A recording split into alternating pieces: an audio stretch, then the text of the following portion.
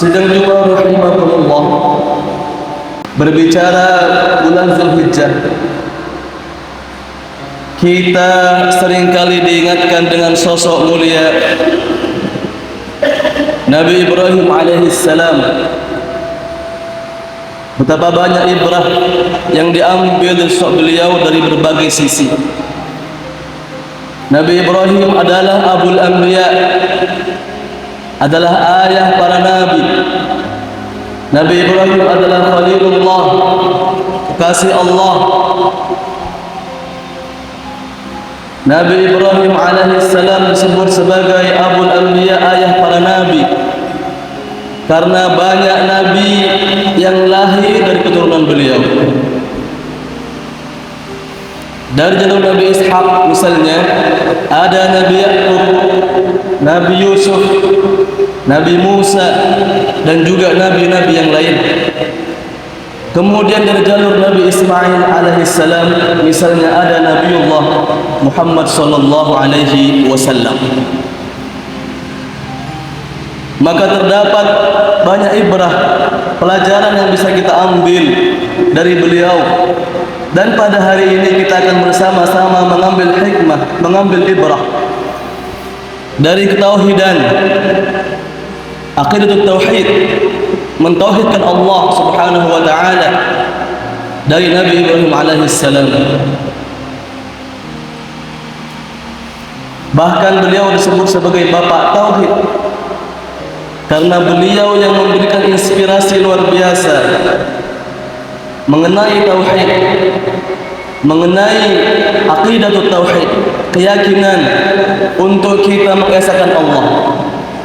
Hanya Allah satu-satunya pencipta alam semesta ini. Hanya Allah yang kita tuju.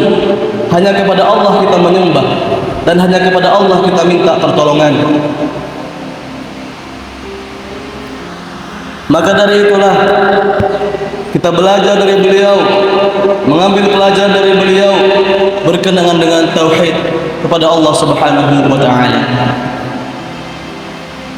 Ada 3 pelajaran penting tentang tauhid dari Nabi Ibrahim alaihissalam. Yang pertama ialah pengenalan tauhid sejak dini.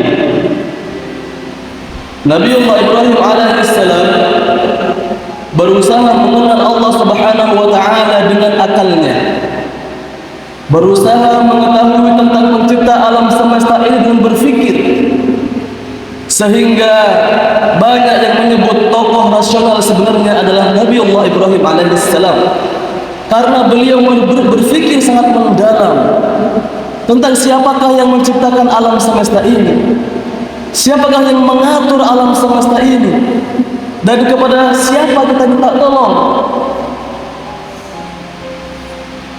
Nabiullah Ibrahim melihat sekelilingnya banyak yang menyembah patung, dan itu tidak logis menurut beliau. Beliau berfikir dan berfikir, tidak mungkin patung berhala yang tidak bisa bicara ini adalah sosok Tuhan, adalah pencipta alam semesta yang mengatur alam semesta. Pasti ada Tuhan yang sebenarnya. Ini adalah Tuhan-Tuhan bikinan manusia saja. Nabiullah Ibrahim berfikir mendalam yang digambarkan oleh Allah dalam surah Al-An'am ayat 76 sampai 78. Falamma janna 'alaihi al-lail, ketika malam tiba, Nabiullah Ibrahim menegakkan ke langit, melihat ke langit. Ra'a kaukaba, Nabi Ibrahim melihat bintang di atas sana. Qala hadha rabbi, ini Tuhan saya. Falamma afala qala la uhibbul afilin. Tapi ketika bintang itu tenggelam, Nabiullah Ibrahim kemudian mengatakan, saya tidak menyukai sesuatu yang tenggelam. Ini pasti bukan Tuhan.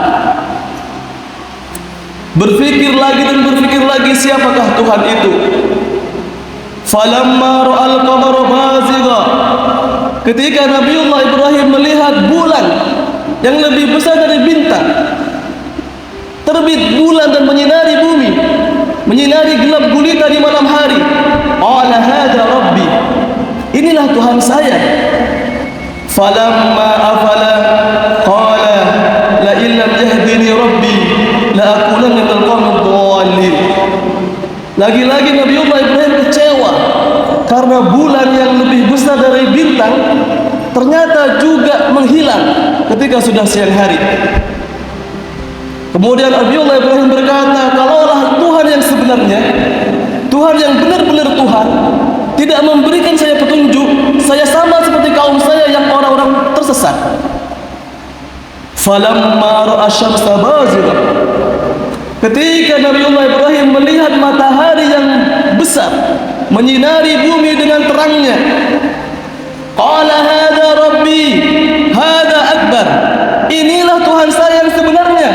Ini yang lebih besar. Ini yang paling besar. Lebih besar dari bintang, lebih besar dari bulan. Falamma afalat qala ya qaumi inni bari'un mimma tusyrikun. Tatkala matahari pun terbenam di ufuk barat sana, Nabiullah Ibrahim kemudian berkata, wahai kaumku, sesungguhnya saya berlepas diri dari apa yang kalian persekutukan. Nabiullah Ibrahim terus mencari dan mencari siapakah Tuhan yang sebenarnya, sehingga pada akhirnya Allah Subhanahu wa taala memberikan petunjuk kepada Nabiullah Ibrahim alaihissalam bahwa Allah lah Tuhannya, Allah yang menciptakan dunia ini, Allah yang mengelola, dan kepada Allah kita menyembah, meminta pertolongan. Kita ambil pelajaran karena banyak dari kita yang lahir sudah menjadi muslim, yang kita adalah masuk Islam, beriman kepada Allah karena faktor keturunan, maka seharusnya kita tidak cukup di situ. Kita perlu mengaktifkan akal kita. Kita perlu mengaktifkan logika kita. Kalaulah alam semesta ini canggih seperti ini misalnya, betulkah terjadi secara kebenaran? Betulkah teori evolusi itu, bahwa dari yang tidak ada menjadi, dari sesuatu yang ada menjadi ada kembali, tidak ada teori penciptaan misalnya? Betulkah itu terjadi? Sementara keteraturan alam semesta yang jauh di sana, matahari, bulan, bintang, planet yang tidak bertabrakan satu sama lain, mengapa bisa teratur seperti itu? Betulkah terjadi secara kebetulan, atau ada zat yang luar biasa, yang maha kuasa, yang mengatur alam semesta? Dan juga banyak hal-hal lain yang bisa menjadi bahan renungan kita, bahan pikiran kita. Ketika kita berada misalnya di pantai, berada di hutan, bahkan kita merenungi diri sendiri, kita bisa berpikir secara mendalam. Tidak mungkin itu semua terjadi secara kebetulan, pasti ada penciptanya Allah Subhanahu wa taala. Maka dari itulah Nabiullah Ibrahim sudah sejak awal menggunakan akal, logika untuk mengetahui siapakah pencipta. Inilah disebut sebagai akidah fitriyah, akidah yang muncul dari proses berpikir, yang akan menjadikan akidah kita, keyakinan kita, tauhid kita kuat karena kita melalui proses berpikir. Sehingga Ibnu Qayyim dalam kitab Tuhfatul Maudud menyampaikan bahwa Nabi Ibrahim sejak kecil sudah menggunakan akalnya untuk mengenal Rabb-Nya. Dan ternyata Al-Quran, ayat yang pertama yang turun, mengajak kita untuk berpikir. Iqra bismi rabbikal ladzi khalaq. Bacalah dengan nama Tuhanmu. Iqra di sini, membaca di sini tidak hanya sekedar membaca tulisan, tidak sekedar membaca Al-Quran, membaca buku-buku, tapi juga membaca alam semesta, membaca ayat yang terucap Al-Quran dan ayat yang tercipta berupa alam semesta. Kita baca, kita renungi, kita teliti, kita analisa, sehingga makna membaca tidak sekedar membaca buku, tulisan, tapi juga menganalisa, meneliti, dan seterusnya. Masya Allah, marilah kita kuatkan keyakinan dengan sering sekali berfikir, mentadabburi ayat-ayat Allah Subhanahu wa Ta'ala, baik yang terucap maupun yang tercipta. Sidang Jumat rahimakumullah, pelajaran kedua dari Nabi Ibrahim alaihissalam adalah keteguhan dalam mentauhidkan Allah Subhanahu wa Ta'ala. Setelah kita memiliki iman, maka kita perlu teguh, kita perlu memegang kuat-kuat keimanan kita. Jangan sampai kita memiliki keimanan yang rapuh sehingga tercerabut keimanan kita. Apalagi kita berada di zaman, di akhir zaman, di zaman yang penuh fitnah, di zaman yang dalam hadis Rasulullah SAW menjelaskan, pagi muslim, sore kafir. Dan ketika sore kafir, pagi menjadi muslim.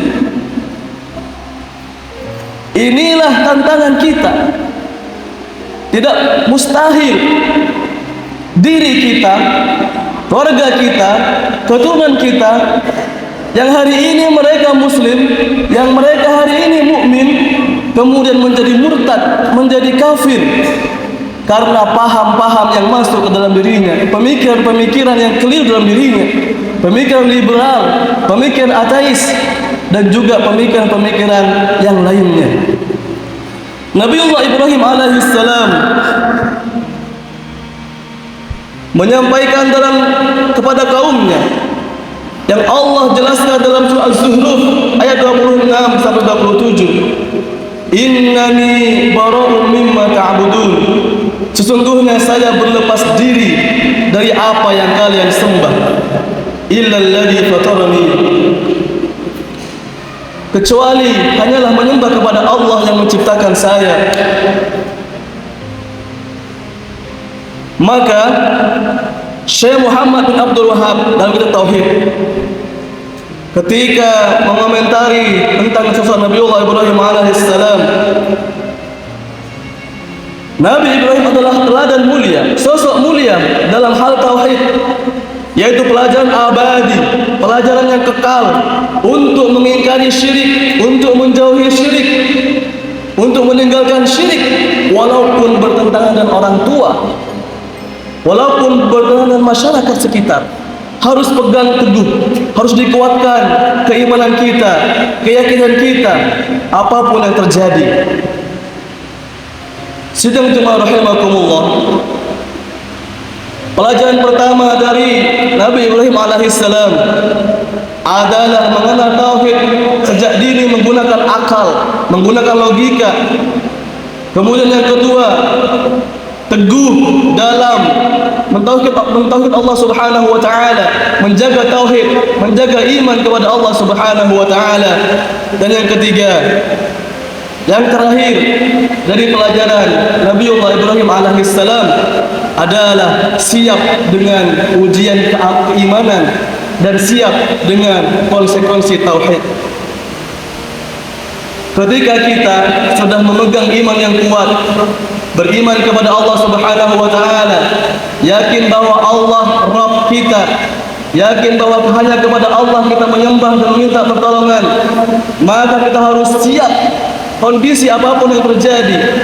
Semisal terjadi peristiwa-peristiwa yang luar biasa yang mengharuskan kita dikasih dua pilihan antara iman dengan nyawa misalnya, maka kita harus siap dengan ujian keimanan itu.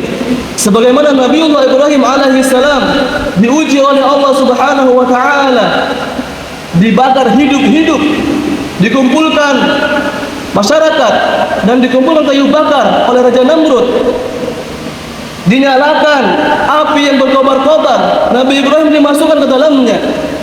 Nabiullah Ibrahim alaihissalam tetap teguh, Allah lah Tuhan saya, berhala-berhala itu bukanlah Tuhan saya.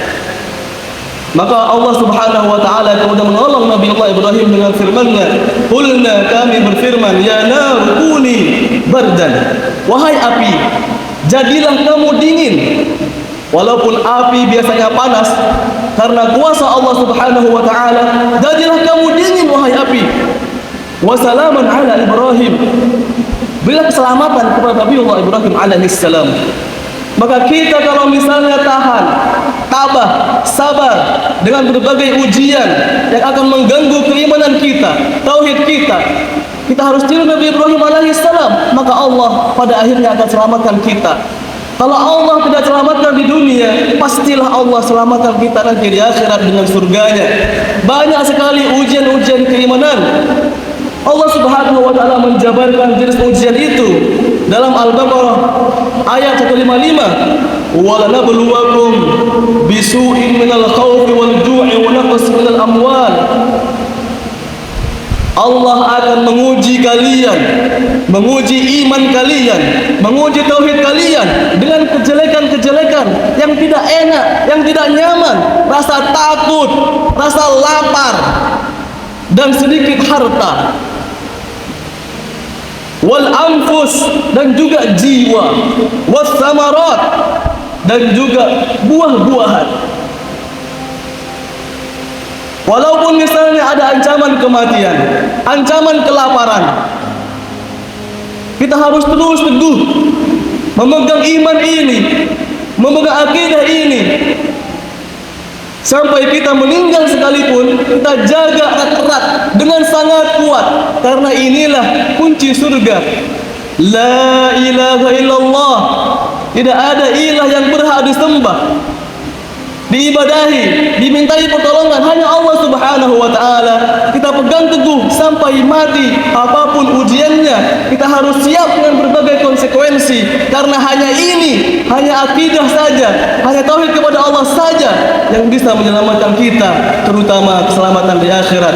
Semoga Allah Subhanahu wa taala jaga iman kita, jaga tauhid kita, dan Allah beri kekuatan untuk selalu bersabar di dalam menjaga keimanan, sebagaimana Allah firmankan, wa basyiris sabirin, dan berilah kabar gembira kepada orang-orang yang sabar. Sidang jemaah rahimani rahimakumullah, kesimpulan dari khutbah singkat ini adalah 3 pelajaran penting dari Nabiullah Ibrahim alaihissalam. Kita berusaha mengenal Allah, bertauhid kepada Allah menggunakan akal kita, berfikir. Yang kedua, kita berusaha teguh dalam mentauhidkan Allah Subhanahu wa taala. Dan yang ketiga, kita harus siap apapun yang terjadi, konsekuensi yang terjadi, untuk menjaga keimanan tauhid kita agar tetap kita beriman sampai akhir. Semoga Allah Subhanahu wa taala jadikan kita pribadi-pribadi bertauhid, meniru Nabiullah Ibrahim alaihissalam. Amin amin ya rabbal alamin.